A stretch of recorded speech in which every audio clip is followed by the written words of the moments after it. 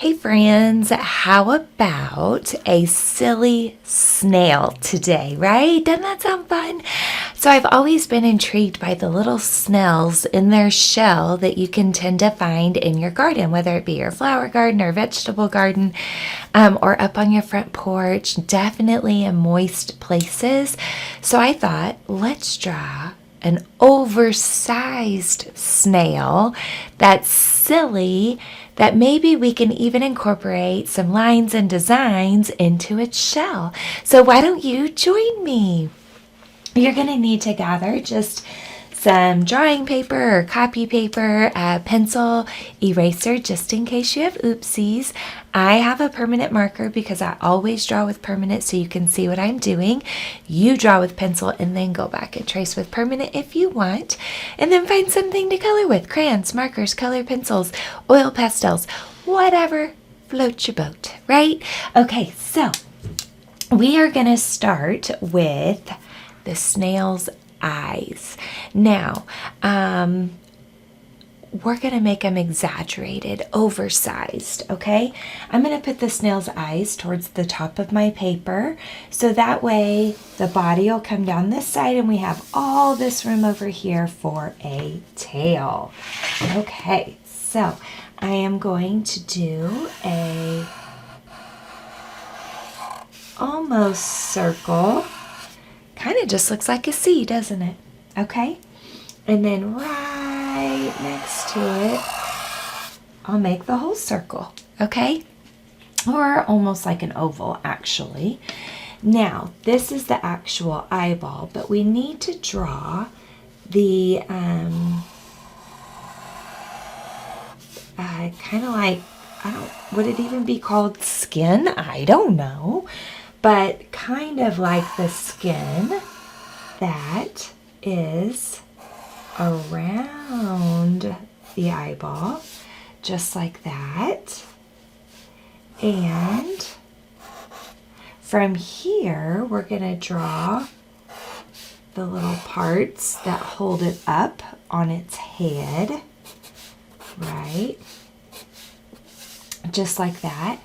Then we'll draw almost like an upside down triangle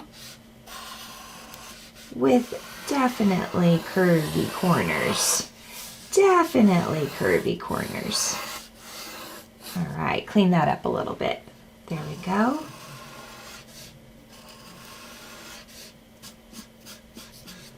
There. Okay, now in here, why don't we draw some pupils so our silly snail can see what's going on. And we can even make our pupils kind of close together so they look a little cross-eyed. Okay, now what about a really big smiley face curve? Just like that. And then we've got to add the body. Now I made the head so big that the body just kind of goes off the paper, doesn't it? Now let's talk about the shell. We're going to do a little bit of a curve that way. A little bit of a diagonal out that way. And it's going to go right off of my paper because, again, I drew it too big. But you know what? Sometimes that's fun when your art goes off the paper. There we go. Now, our snail shell is made of a spiral, right? Just like that. And I'll continue the spiral over to the edge of the shell. So we have shell, we have the side of the shell, which is a spiral, just like that. We have the back of the snail, which is a wavy line. We have the front of the body of the snail. And there we go. Just like that. Now we're ready for some fun design. So what if on this side of our shell we add whatever your favorite line is? Maybe you love spirals, maybe you love wavies or zigzags. Maybe you want to add some shapes. Maybe you love hearts and you want to put some hearts on there. Maybe you love calm. Maybe you just want it to be plain. I don't know. This is your snail. You can definitely do it as you please. So now I am going to use a marker and I'm going to work on the snail's shell. So I am going to use my marker. I'm using the whole side of the edge of the marker, just like this, so I get a nice thick line. Okay, so I use the whole side of the marker so I can get a nice thick line on our shell.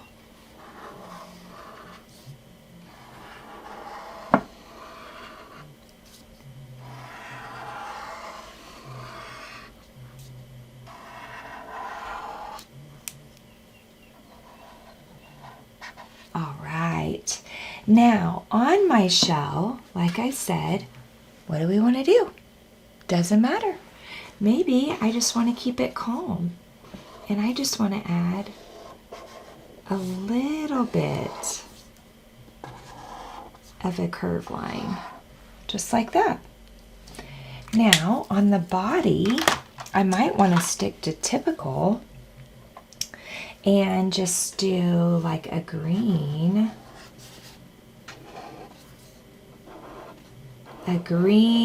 snail. And again, I'm using the thickness of the marker. Now, if you don't want to outline in colored marker, don't. You could always just outline in Sharpie. Or you could outline in both. You could outline in marker and Sharpie, like what I'm doing. Or you could outline just in Sharpie and then color in with whatever you want. Crayons, markers, color pencils. So that's the awesome thing about art. This is your art. You do you, I'm doing me, and hopefully in the process you're learning something along the way. So make sure that when you are tracing and outlining that we are taking our time, going slow and steady. There is no rush. There we go.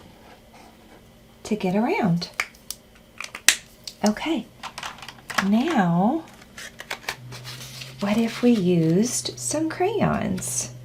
And I could use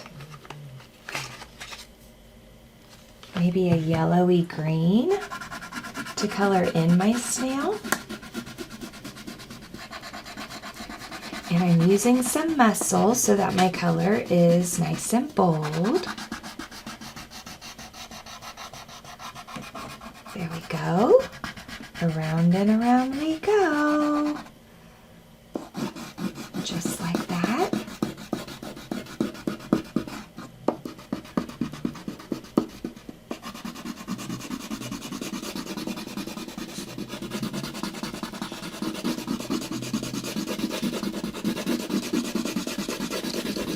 And it is so noisy because my paper is on a piece of wood, so it makes it really, really noisy. And I know it looks like I'm coloring really fast, but I have control of where my colors are going. So just make sure that as you're coloring, maybe you want to use a little bit of muscle so that your color is bold. And maybe you want to keep your lines going the same direction, just like this.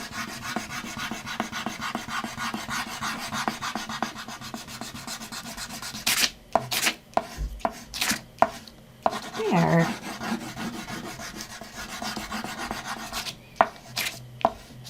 Okay. Now on my shell, I think I'm going to do a little mixture of peach and tan. So I might, I'm trying to think. I think I'm going to start out really soft or light on the top of my shell. And I'm going to go down, down, down, down, down, down. I'm coloring left and right because that's the way I made the lines go down the shell. And as I go down the shell, I'll push a little softer, just like that.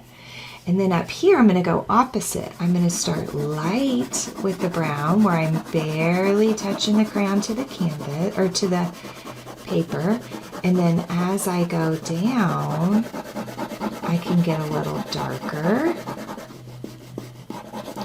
and a little darker and a little darker.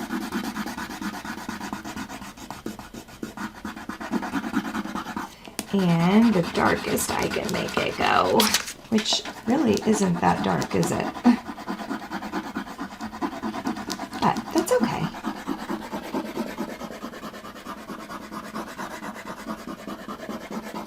There, but does that look kind of cool? So we see a value right here. The lightness or darkness of a color shows value. Okay, now on the side, I think I am going to go from dark to light, I think is what I want to do. So I think I'm going to color as dark as I can on the outside of the shell. Whoop. Just like this.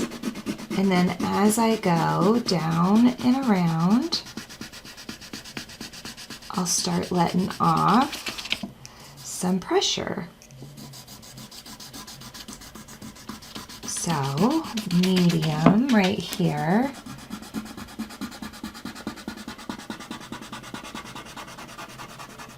And then it'll just get softer and softer as I go around. Softer and softer. This is probably pretty dark right here.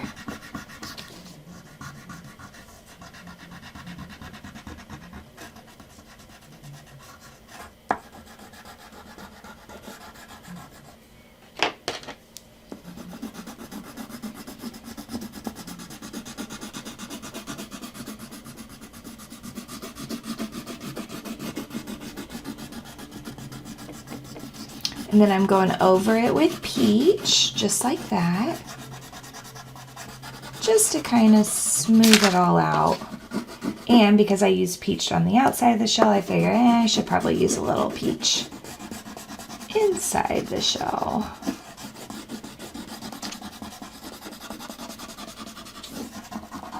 There.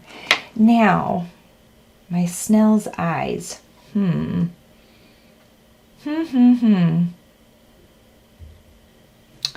Well, I think the middle should definitely be a dark pupil, right?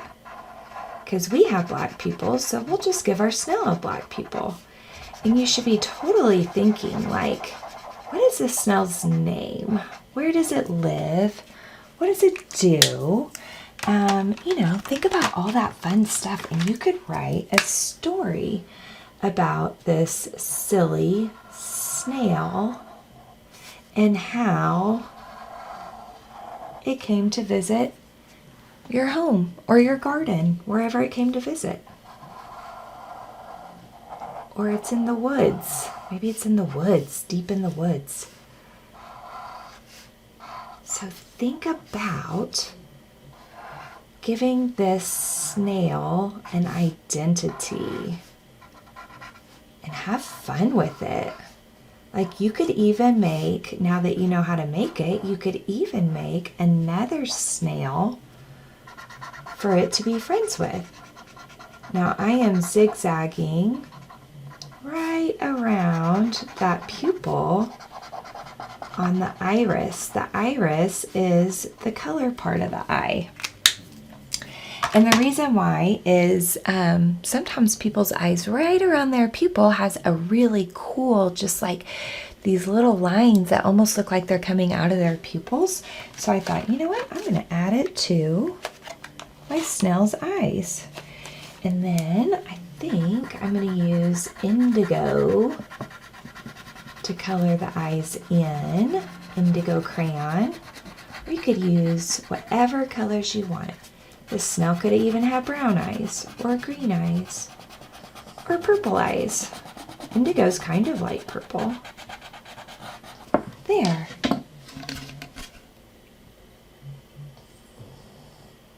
That's pretty cute.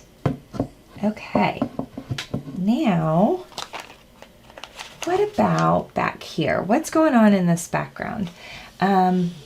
And it kind of all depends on where it is. I don't want to do anything too crazy with my background because there's really not room for it, right?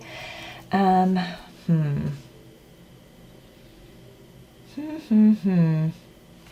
think I'm just going to give it a calm orange background. Maybe even go kind of, let's see, scarlet to red orange to orange to yellow maybe. So I might do some yellow down here.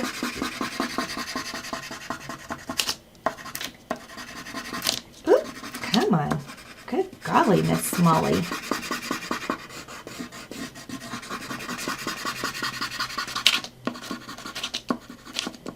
And then blend in some orange. So we start the orange way above the yellow, and then I'll bring the orange down into the yellow using a soft pressure with my crayon. But when I'm not on the yellow, I can push harder with my crayon so that it's bolder and brighter. There we go.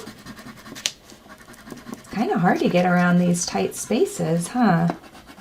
Okay, as I go up, now I'm going to push a little softer with my crayon so that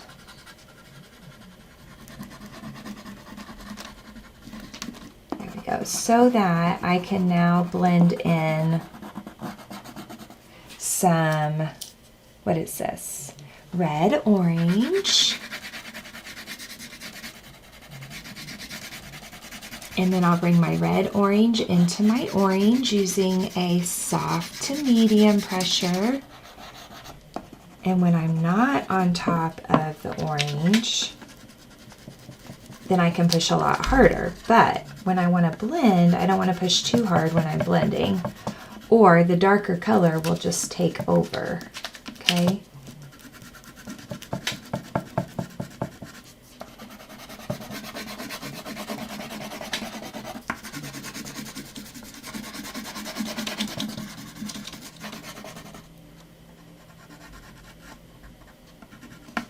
There we go, and then I'll get into my scarlet and blend that on down into my red orange. So red orange is kind of like scarlet, but it just has more of a reddish tint to it than the red orange does. Red orange is more orangey, I think.